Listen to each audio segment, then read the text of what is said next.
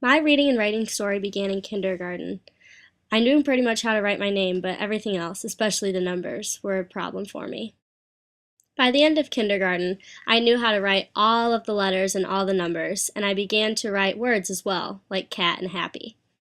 I began to write more complicated words as well, and those words quickly became stories. I love to write stories. I would mostly write them about my cats or gymnastics, because those were the two things in my life that really meant a lot to me. I don't remember much about learning how to read, but I do remember that my favorite book when I was really little was Guess How Much I Love You. I remember my mom used to read it to me, and then when I got older, I would read it to her too. I did think I was a weird kid at times because I always liked reading and writing when none of my friends did. But when you write and read about things that you like, it becomes something you really enjoy. I think I also enjoyed it more once I realized I was good at it. I ended up exceeding the reading expectations in Illinois, and I even won an award in seventh grade for my language arts skills. It made me want to become a writer, and so I started writing stories.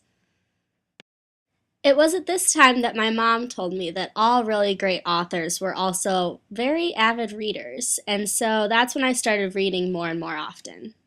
I remember I loved reading the Click series, but that got old eventually, and I started reading more adult books like Where the Red Fern Grows. Today, it is still one of my favorite books. Soon I realized that I didn't want to be an author anymore, but I still did like writing. So when I was a sophomore in high school, I joined my high school newspaper called The Ink Spot.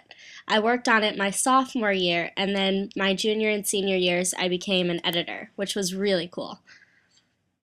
Over my time working for the Ink Spot, I was able to write a lot of different articles, from editorials to news articles about the sports teams or the color guard.